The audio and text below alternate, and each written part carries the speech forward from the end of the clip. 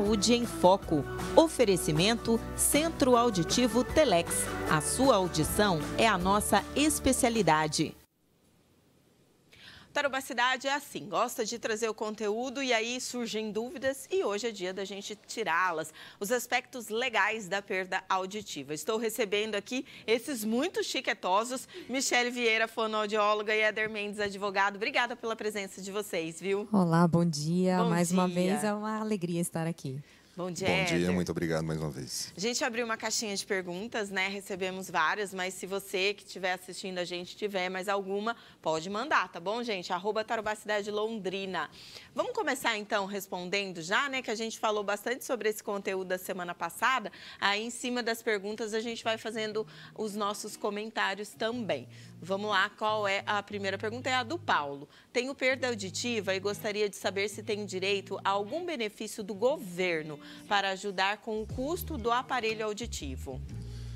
Tudo bem, Paulo? Atualmente existe esse benefício, só que ele está suspenso por um breve momento aí, segundo o governo, que é o crédito de acessibilidade. É um crédito com custo, com juros bem mais baixos, né? Justamente voltado para essa classe de pessoas, que você consegue fazer a aquisição dos aparelhos, né? Aí é só ir até o banco, a gente ajuda a Telex, monta todo o processo e aí no banco é que eles fazem a aprovação do cadastro para ter esse auxílio. Tem critérios de renda, alguma coisa Sim, assim? sim, é um subsídio, né? Então, não é à toa que ele é só no Banco do Brasil e na Caixa Econômica, né? Que são bancos federais aí. Então, é uma taxa de juro realmente muito pequenininha, de 0,5%, e a pessoa consegue parcelar até 60 vezes. Ah, né? que legal. Então, tem uma ajuda legal aí. Existe um limite para esse valor, que é de R$30 mil. Então, aparelhos até esse valor estão cobertos pelo benefício. E você sabe dizer quando que o governo vai liberar de novo esse subsídio ou ainda Estamos na expectativa. Toda semana a gente liga para o gerente da Caixa do Banco do Brasil e aí, como é que está? Como é que estamos? Porque é importante, né, gente? Porque Sim. tem famílias de baixa renda que às vezes, né, não tem condições de comprar realmente o aparelho. Não, é algo que tem ajudado muito, né?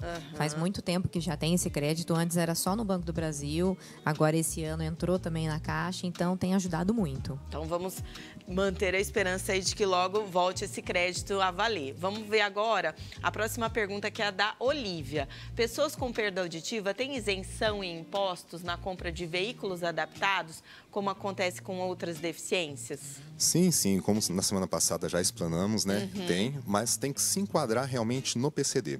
Então, o grau de perda auditiva dela tem que estar dentro dos parâmetros legais para ela ser considerada PCD, para depois ela ter acesso realmente a esse benefício também. Que é a isenção do IPI, é isso? Exatamente, a isenção do imposto sobre produtos industrializados. E para ela comprovada aí tem que ter aquele laudo, né, Michele? Exato, aí tem que estar indo na Telex, fazer a audiometria, comprovar, passar com o médico, ter todo o laudo com CID, tudo certinho. E consegue, bom, dependendo da comprovação, consegue ter um precinho bacana até no valor do carro, né? Não, realmente, o desconto ele é um desconto expressivo, né? Cai bastante o valor do carro e compensa. Depois tem aquelas características, você tem que ficar 2 anos com o veículo para depois poder vender e aí fazer uma nova aquisição dentro dos mesmos moldes. Legal. Vamos ver agora a próxima pergunta da Paula. Tenho zumbidos constantes e gostaria de saber se tenho direito a um atendimento prioritário ou adequado em bancos e hospitais. Ai, que pergunta legal essa, né? Só pelo zumbido, na verdade, tem que ser investigado. Que o zumbido, ele é um sintoma que pode estar associado ou não à perda auditiva. Na grande maioria das vezes, sim, está associado. Mas, de novo, essa perda auditiva tem que estar enquadrada como PCD. Né? Então, o certo é ela realmente procurar o médico otorrino dela, fazer os exames que precisam serem feitos para ver se existe esse enquadramento para ela poder ter esse benefício também. Mas somente pelo zumbido em si, não tem nenhuma ainda, né, fila, alguma portaria, alguma coisa que você poderia tá se enquadrando. O que muitas vezes, até com os próprios pacientes com perda auditiva, eu acabo indicando e orientando, é avisar. Orientar quem é o atendente e avisar que tem a perda, né? Porque eu tenho vários lá que acabam falando isso. Eu chego, daí fala atrás de de um vidro, ou fala muito baixo, verdade. ou fala olhando lá pro computador e tal, fala, meu, eu não escuto direito, né? Você pode olhar de frente, falar um pouco mais alto. Então, é sempre bom ali ter aquela comunicação, porque daí o atendente ao lado vai saber te atender da melhor forma possível. Aí, porque o olhar também dá para a pessoa também fazer uma leitura labial, sim, né? Sim, tem toda essa questão da leitura labial e tudo mais. E depois da pandemia, esses acrílicos ou vidro, assim, ficaram muito comuns, assim, no atendimento, né? Então, Sim. atrapalha para quem tem perda auditiva. Sim, na época da pandemia com a máscara, nossa, foi Verdade, terrível. Verdade, ainda tinha a máscara. Agora, a próxima pergunta é a da Cássia. O plano de saúde é obrigado a cobrir os custos do aparelho auditivo e da terapia fonoaudiológica? Muitas vezes tem que dar uma olhada na pólice, né, na contratação do plano para ver qual é realmente a cobertura. Na questão de terapia fonoaudióloga, já existe realmente essas previsões. Já dos aparelhos auditivos, ainda não. Né? Os planos, eles são obrigados, sim, a contemplar essas pessoas, mas já numa questão de cirurgia, que são os implantes cocleares, o ancoramento ósseo, que é numa outra situação. Já quanto às próteses convencionais, os aparelhos auditivos já não dão mais conta da perda auditiva. Aí esses, sim, são cobertos pelos planos, mas só os aparelhos ainda não. Que pena, né? É porque ele entra como se fosse o óculos, né? Ah, é verdade. Ele seria mais ou menos no mesmo estilo. Então, infelizmente, os planos de saúde não cobrem. É que nem quando você vai no oftalmo, daí ele te dá a receitinha e você vai lá e manda fazer a lente, os óculos. A lente, os óculos, daí o plano de saúde ele não cobre essas próteses, né, que são externas, né? Então, daí é por conta. Como o Éder comentou, só se fosse cirúrgico. Se é algum tipo de implante, alguma coisa que é feito cirurgicamente, aí os convênios já cobrem. Certo. Mas está sendo bem legal esses esclarecimentos. Estou gostando das perguntas. Agora a gente vai ver a da Kátia Valéria. Eu me aposento mais cedo se provar que tenho perda auditiva? Essa pergunta, na verdade, tem que ser analisado, Kátia, caso a caso. É no caso concreto que a gente vai verificar, né? Quanto tempo tem essa perda auditiva, né? A comprovação enquadrou no PCD. Se tiver enquadrado realmente, para a questão de idade, sim, você se aposenta um pouquinho mais cedo.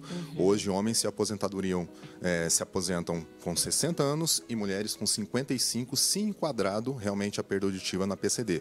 Existe também uma faixa etária de aposentadorias por tempo de contribuição.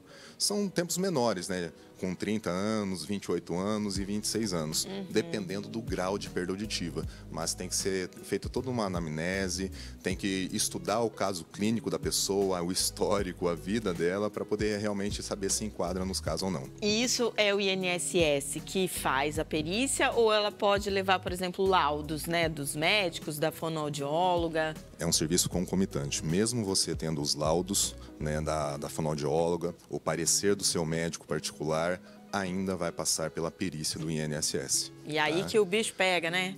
Tem que ser dos dois lados, né? Mas vale a pena a pessoa já ter todos esses exames, ter esses laudos, né, do otorrino, ter todo esse histórico, porque é mais fácil de estar comprovando daí na hora de estar passando lá no INSS. Kátia, nesse caso você tem que procurar um advogado, certo? Especializado em previdenciário, e aí analisar o seu caso. Normalmente é complicado, mas 90% eles realmente no INSS eles não dão um parecer favorável. Existe essa negativa administrativa. E a partir da negativa administrativa, se o seu caso for um caso concreto e plausível e seu advogado considerar realmente essa possibilidade, aí a gente utiliza a via judicial. Via judicial. Mesmo se a pessoa chegar na perícia usando o aparelho auditivo, mesmo assim, às vezes, na maioria das vezes é negado. Depende do médico perito, né? Então é o médico perito lá que vai analisar. Certo? Entendi. Então a gente, infelizmente, não tem como nós colocarmos uma porcentagem de aprovação ou não do INSS nesse sentido, né? A grande maioria realmente não consegue, mas por que não consegue? É o médico? A gente não sabe se é o médico, se a pessoa realmente não está enquadrada, porque, como eu disse antes, tem que ser analisado caso a caso. Ou se ela não tem também todo o histórico, todos os exames, né? Tem que ser algo bem respaldado. Por isso tem que estar tudo em dia. Gente, amei. Muito obrigada para quem mandou as perguntas. Muito obrigada a vocês pelos esclarecimentos. E a semana que vem tem mais. Obrigada, viu?